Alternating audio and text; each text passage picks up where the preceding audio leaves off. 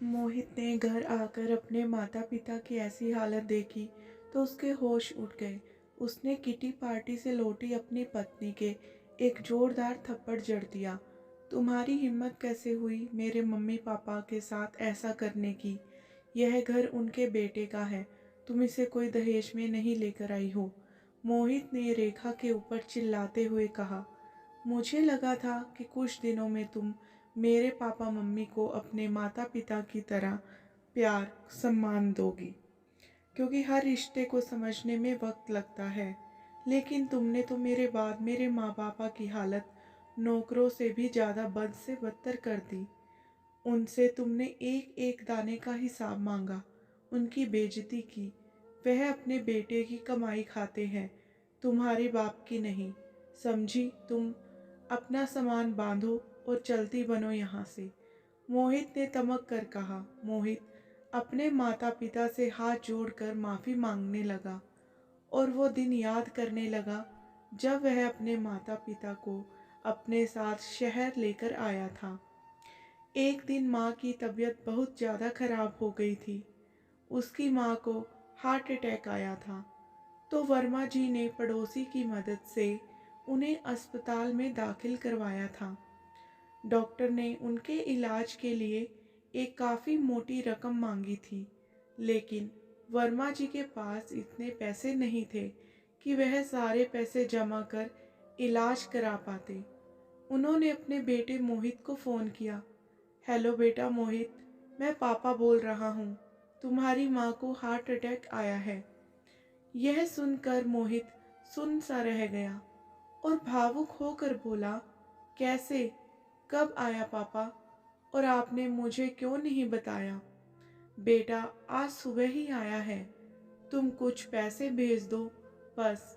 Doctor ने पूरे 1 लाख रुपया मांगा है। मोहित नम आंखों से बोला, पापा आप कैसी बातें कर रहे हैं? आप वहाँ ऐसी हालत में अकेले हैं और मैं यहाँ? नहीं पापा, आप डॉक्टर से कहो कि वह इलाज शुरू करें, मैं अभी पहुँच रहा हूँ। और आप बिल्कुल चिंता मत कीजिए, माँ बिल्कुल ठीक हो जाएंगी। मोहित हड़बड़ा कर घर आया, अपनी पत्नी से बोला, हमें अभी माँ पापा के घर जाना है, माँ को हार्ट अटैक आया है। ओह मोहित, तुमने मेरा सारा मूड खराब कर दिया। तुम्हें पता है ना, आज मेरी सहेली की शादी की सालगिरह है, हमें वहाँ जाना है। 5 स्टार में पार्टी रखी है, तुम कहीं नहीं जाओगे, तुम मेरे साथ चलोगे। और मोहित, तुम अपनी माँ की चिंता क्यों कर रहे हो? बुढ़ापे में ऐसी बीमारियां तो लगी ही रहती हैं। रेखा मोहित के हाथ में हाथ डालते हुए बोली। मोहित ने अपना हाथ झटकते हुए कहा, तुम्हारा दिमाग खराब हो गया है क्या? मेरी माँ हॉस्पिटल में भर्ती है और तुम्हें किट्टी पार्टी की लग रही है।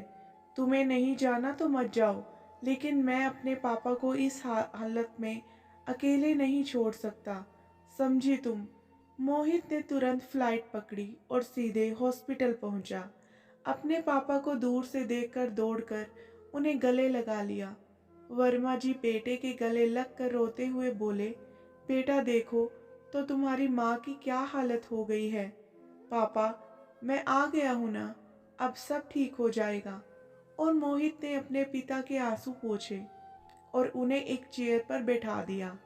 मोहित अपने पापा के हाथ को पकड़कर बोला, पापा आप यहाँ बैठिए और भगवान से प्रार्थना कीजिए, मैं अभी आता हूँ। मोहित जाकर सबसे बड़े डॉक्टर से मिला। डॉक्टर साहब, चाहे जितना पैसा लग जाए, लेकिन मेरी माँ को कुछ नहीं होना चाहिए। डॉक्टर ने मोहित को दिलासा दिया। मोहित जी, आप चिंता मत कीजिए, हम पूरी कोशिश करेंगे आपकी माताजी को बचाने की। और डॉक्टर विमला जी का इलाज करने में जुट गए। कुछ ही दिनों में विमला जी पूरी तरह ठीक हो गई। मोहित अपनी माँ को अस्पताल से पापा के घर लेकर आया और कुछ दिन में मोहित ने वहीं रहकर उनकी सेवा की। लेकिन काम की वजह से उस पर फोन आ रहे थे। तो वर्मा जी ने अपने बेटे से कहा, बेटा अब तुम्हारी माँ बिल्कुल ठीक है। हाँ, उसके जोड़ों का दर्द तो हमेशा का है, क्या करें, अब बुढ़ापा है, उसका कुछ नहीं कर सकते। तुम अब अपने काम पर लौट जाओ। मोहित ने तब तो हाँ में हाँ सिर मिला दिया। अगले दिन मोहित के हाथ में 2 बैग देखकर उसके मम्मी पापा चौंक गए। अरे बेटा, इसमें क्या है? कोई साग सब्जी लेकर जा रहे हैं क्या? नहीं पापा, यह सब बैग में आपका सामान है। आप दोनों मेरे साथ शहर चल रहे हैं। नहीं बेटा, हम यहीं सही हैं। बस तुम हमसे मिलते रहना। हमारे लिए वही बहुत है। तुम जानते हो ना कि बहू हमें कुछ ज़्यादा पसंद नहीं करती। वर्मा जी कहते कहते भावुक हो गए। पापा, आप उसकी चिंता मत कीजिए, मैं सब संभाल लूँगा, पर आप दोनों को मैं अब अकेले नहीं छोड़ सकता। बेटे की इतनी जिद करने पर विमल जी और वर्मा जी दोनों बेटे के साथ शहर आ गए। अपने सास ससुर को अपने घर देख रेखा का गुस्सा 7वें आसमान पर चढ़ गया। विमला जी के कदम अपने बेटे के घर में पड़ ही नहीं रहे थे तो मोहित मुस्कुराते हुए बोला, मम्मी पापा, यह आपका ही घर है। बेझिझक और पूरे अधिकार के साथ आइए। और मोहित ने अपने मम्मी पापा का हाथ पकड़ा और उनको उनके कमरे में ले गया। उस कमरे को देखकर विमला जी और वर्मा जी दोनों ही भावुक हो गए। पापा, मैंने जब यह घर खरीदा था तभी आपका कमरा बिल्कुल आप दोनों के हिसाब से ही सेट करवा लिया था। बेटे का प्यार देखकर दोनों ने मोहित को गले लगा लिया। पापा, अब आप दोनों आराम से यहाँ रहिए। मैं आपके चाय नाश्ते का इंतजाम करवाता हूँ। अपने मम्मी पापा को उनके कमरे में छोड़कर जैसे ही वह बाहर आया, रेखा मोहित का हाथ पकड़कर खींचते हुए अपने कमरे में ले गई। तुम्हारा दिमाग खराब हो गया है क्या? किसने कहा था तुम्हें इन गवार बुड्ढे बुढ़िया को यहाँ लाने के लिए? रेखा, जुबान संभाल कर बोलो। वो मेरे मम्मी पापा हैं और तुम्हें उनकी चिंता करने की कोई ज़रूरत नहीं है। मैं अकेला ही बहुत हूँ अपने मम्मी पापा की देखभाल के लिए। लेकिन एक बात तुम ध्यान में रखना, तुम्हारी वजह से मेरे मम्मी पापा को कोई भी तकलीफ नहीं होनी चाहिए, वरना मुझसे बुरा कोई नहीं होगा। मोहित ने अपने मम्मी पापा की देखभाल के लिए एक मेड भी रख ली थी। मोहित के मम्मी पापा मोहित के साथ बहुत खुश थे, लेकिन बहू हमेशा बड़बड़ाती रहती। एक दिन मोहित को एक मीटिंग के लिए शहर से कुछ दिनों के लिए बाहर जाना था। मोहित ने मेड को सब कुछ समझा दिया था कि मेरे बाद मम्मी पापा को कोई भी तकलीफ नहीं होनी चाहिए। मोहित बेटा, तुम क्यों इतनी चिंता करते हो? तुम बेफिक्र होकर अपने काम के लिए जाओ। विमला जी ने अपने बेटे के सिर पर हाथ रखते हुए कहा। और मोहित मीटिंग के लिए शहर चला गया। बेटे के जाते ही रेखा हमेशा सास ससुर को ताना देती रहती। यहाँ आकर पड़ गए हैं, इतना भी नहीं जानते कि शहर में कितनी महंगाई है। इनके हाथे ही घर में कितने खर्चे बढ़ गए हैं। पूरे घर को दवाई खाना बनाकर रखा है। अरे मेरे मायके में तो इन दिनों को कोई नौकर भी ना रखे। गवार कहीं के, ना पहनने की तमीज है और ना खाने की। बहू की बातें सुनकर दोनों चुप रह जाते। बहू ने घर के नौकर को उनके बेटे के जाते ही उसकी छुट्टी कर दी और उसकी जगह वर्मा जी को काम पर लगा दिया। रेखा दंदनाते हुए उनके कमरे में आई और तमक कर बोली, बहुत हो गई मेहमान नवाजी। अब चलिए पापा जी, थोड़ा हाथ पैर भी चला लीजिए, वरना बुढ़ापे में जाम हो गए तो आपको ही तकलीफ होगी। रेखा तमक कर बोली, मम्मी पापा जी, आप थोड़ा रसोई में आकर मेरा हाथ बटाइए। बेटा, तुम्हें जितना काम बताना है मुझे बता दो, पर विमला जी से यह सब नहीं होगा। हाँ, आप दोनों तो यहाँ मुफ्त की रोटी तोड़ने को ही पड़े हैं। बस काम को कह दो तो बहाने बनाने लगते हैं।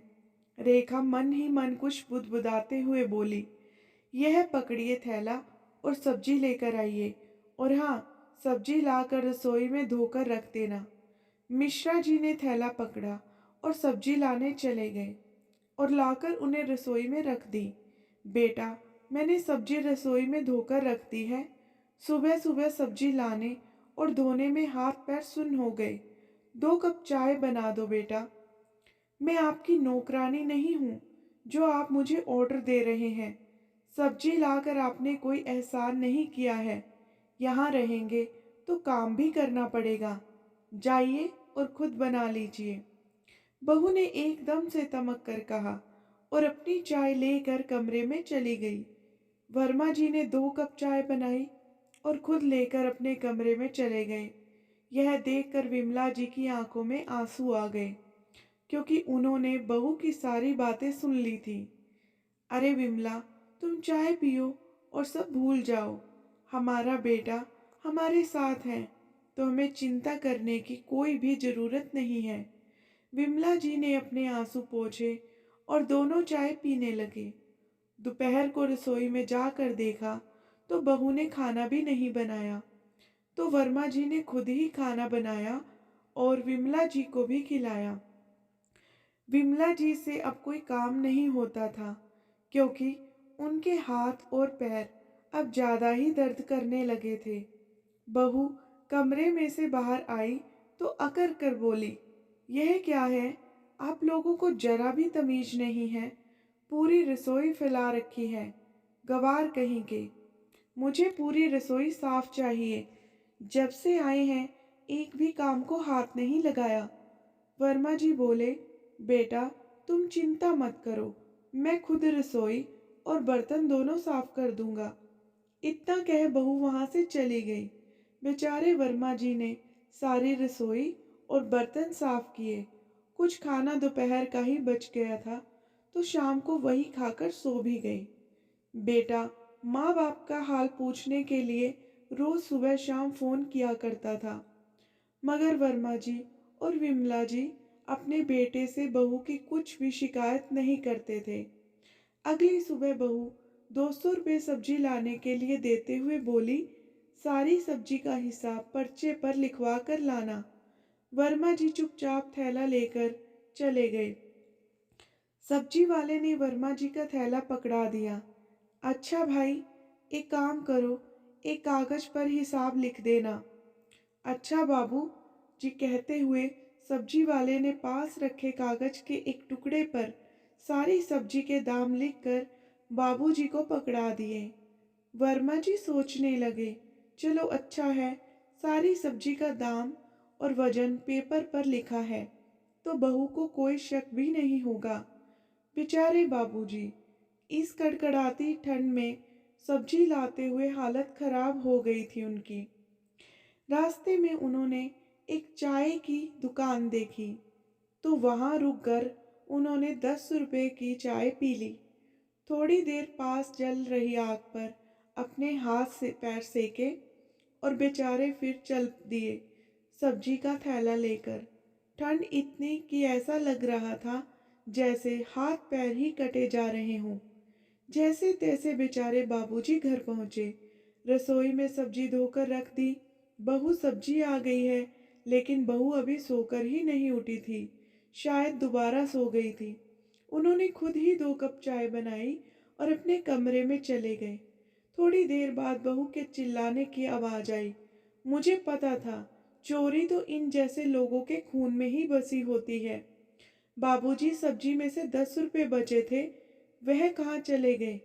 आपको इतना भी नहीं पता कि किसी की चीज उससे बिना इजाजत नहीं लेनी चाहिए। कहाँ है बाकी के पैसे? बाबूजी संकोच हुए बोले, बहुत ठंड लग रही थी रास्ते में, तो मैंने 10 रुपए की चाय पी ली। यहाँ तक आने में आपके हाथ पैर टूट नहीं जाते? घर आकर नहीं पी सकते थे? एक तो हमारे सिर पर आकर बैठ गए हैं और हमारी ही नाक में दम कर रखा है। इस तरह की बातें सुनकर दोनों की आंखें नम हो गई, पर बेटे की खातिर वह सब कुछ चुपचाप सह गए। अब तो बाबूजी रोज ही अपना और अपनी पत्नी का चाय नाश्ता खाना सब खुद बनाते और बर्तन रसोई भी खुद ही साफ किया करते थे। अगले दिन बहू की सहेली उससे मिलने घर पर आई, तब बाबूजी विमला जी के लिए दलिया बना रहे थे। अरे रीना, तू क्यों आई? मुझे बुला लिया होता, मैं खुद आ जाती तुझसे मिलने। रेखा ने हड़बड़ाते हुए अपनी सहेली से कहा। क्यों, मैं तेरे घर नहीं आ सकती क्या? नहीं, ऐसी बात नहीं है। अच्छा, चल तू मेरे कमरे में चल, वहाँ चलकर बात करते हैं। रेखा रीना को हाथ पकड़कर तेजी से अपने कमरे में ले गई ताकि बाबूजी पर उसकी नज़र ना पड़े। दोनों आपस में बातें ही कर रही थी कि बाबूजी वहाँ पहुँच गए। बहू, मुझे घी नहीं मिल रहा है, कहाँ रखा है? आपसे कितनी बार कहा है कि मेरे कमरे में मत आया करो, समझ में नहीं आता क्या आपको? अब जाओ यहाँ से। रेखा बाबूजी पर चिल्लाते हुए बोली। रीना ने रेखा से पूछा, कौन है यह इतने बुजुर्ग, और पहले तो कभी नहीं देखा। अरे कुछ नहीं, नया नौकर है यार, अभी नया नया लगा है ना, तो इसे कुछ पता नहीं है कौन सा सामान कहाँ रखा है। बहू की बातें सुनकर बाबूजी की आंखें नम हो गई। पीछे से बहू ने आवाज दी, सुनो, मेरी और मेरी सहेली के लिए 2 कप कॉफी लेकर आओ जल्दी। बाबूजी ने अपने आंसू पोंछे और कॉफी बनाकर बहू के कमरे में ले गए और चुपचाप वहां से वापस आए और अपनी पत्नी के लिए बिना घी का दलिया लेकर चले गए। क्या हुआ जी? बहू किस पर चिल्ला रही थी? अरे कुछ नहीं, तुम दलिया खाओ वरना ठंडा हो जाएगा। इतने में बहू चिल्लाते हुए आई। अगर आपको कॉफ़ी बनानी नहीं आती थी तो बता नहीं सकते थे क्या? मेरा सारा टेस्ट आपने खराब कर दिया। क्या हुआ बहू? विमला जी ने प्रेम से अपनी बहू से पूछा। आप चुप रहिए, काम की ना काज की, दुश्मन अनाज की।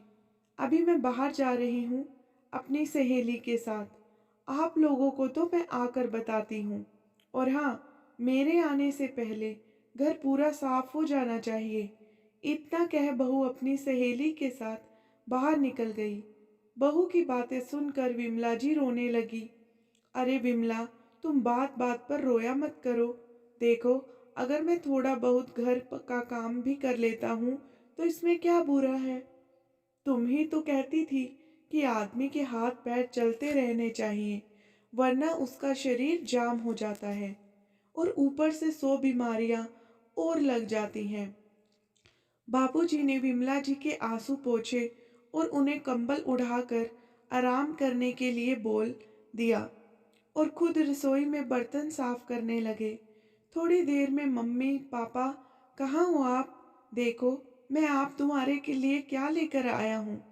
मम्मी पापा के कमरे में मोहित दौड़ कर गया। माँ के पैर छूते हुए बोला, अरे माँ, कैसी हो और आपकी तबीयत कैसी है? बेटे को सामने देखकर विमला जी की आंखें भर आई। माँ देखो तो, मैं दिल्ली से आप लोगों के लिए क्या लेकर आया हूँ। आपके लिए नया शॉल, नई जर्सी, और बाबूजी कहाँ हैं? मैं कब से पूछ रहा हूँ, वह कहीं दिख नहीं रहे। विमला जी ने रोते रोते अपने बेटे को सब बता दिया। यह सुन मोहित के पैरों तले की जमीन ही खिसक गई। रसोई में जाकर देखा तो बाबूजी रसोई में बर्तन साफ कर रहे थे। यह देखकर मोहित की आंखों में आंसू आ गए। अरे बेटा, तुम कब आए? हाँ बाबूजी, काम जल्दी हो गया था तो बस चला आया। इतने में रेखा भी घर पहुंच गई थी और मोहित को देखकर उसके होश उड़ गए। अरे मोहित, तुमने तो बोला था कि तुम 2 दिन बाद आओगे, फिर यहाँ कैसे? रेखा जैसे ही मोहित के पास आने लगी, मोहित ने एक जोरदार तमाचा रेखा के गाल पर जड़ दिया। तुम्हारी हिम्मत कैसे हुई मेरे देवता समान माँ बाप के साथ ऐसा करने की? यह घर उनके बेटे का है, तुम उसे कोई दहेज में लेकर नहीं आई थी। मोहित ने रेखा के ऊपर चिल्लाते हुए बोला। मुझे लगा था कि कुछ दिनों में तुम मेरे मम्मी पापा को अपने मम्मी पापा की तरह ही प्यार और सम्मान दोगी, क्योंकि हर रिश्ते को समझने में वक्त लगता है। लेकिन तुमने तो मेरे बाद मेरे माँ बाप की हालत नौकरों से भी बद से बदतर कर दी है। उनसे तुमने एक पाई पाई का हिसाब लिया उनकी बेइज्जती की। वह अपने बेटे की कमाई खाते हैं, तुम्हारे बाप की नहीं। समझी तुम? अपना सामान बांधो और निकलो यहाँ से। मोहित ने रेखा के ऊपर गुस्सा कर कहा, इस घर में तुम्हारे लिए कोई जगह नहीं है। रेखा रोते हुए मोहित के पैरों में गिरकर माफी मांगने लगती है। मोहित, तुम ऐसा कैसे कर सकते हो मेरे साथ? तुम मुझसे प्यार करते हो ना? हाँ, प्यार करता हूँ, लेकिन इसका मतलब यह नहीं कि मैं अपने जन्मदाता माता पिता का अपमान सहन कर तुम्हारे लिए उनको अकेला छोड़ दूंगा। मैंने सोचा था कभी ना कभी तो तुम मेरे मम्मी पापा को समझोगी, लेकिन नहीं, मैं गलत था। तुम जैसी औरतों को हंसते खेलते परिवार को भी बिखेर कर रख देती हैं। देखो, मेरी पापा मम्मी को अभी भी वह तुम्हारे खिलाफ एक शब्द भी नहीं बोल रहे हैं, और तुमने मेरे मम्मी पापा की हालत नौकरों से भी बदतर कर दी। अरे शर्म आ रही है मुझे अपने आप पर। इतना कहकर मोहित अपने मम्मी पापा के पैरों में बैठ माँ की गोद में सिर रखकर रोने लगा। माँ, मुझे माफ कर दीजिए। मेरे रहते आज के बाद आप दोनों को कोई तकलीफ नहीं होगी। रेखा भी विमला जी के पैर पकड़कर रोते हुए बोली, मम्मी जी, मुझे माफ कर दीजिए। मुझसे बहुत बड़ी गलती हो गई है। पैसों के घमंड में मैंने आपके साथ बहुत बुरा बर्ताव किया। विमला जी बोली, बेटा माफ कर दे अब बहू को। लड़ाई झगड़े किस घर में नहीं होते। लेकिन मोहित ने उनकी एक ना सुनी और उसका हाथ पकड़कर उसे घर से बाहर निकाल दिया। बाबूजी ने मोहित को रोकना चाहा, लेकिन नहीं पापा, आप ऐसा नहीं करेंगे। अगर मैंने आज रेखा को माफ कर दिया, तो जो औरतें अपने सास ससुर के साथ नौकरों जैसा बर्ताव करती हैं, उनको सबक कैसे मिलेगा?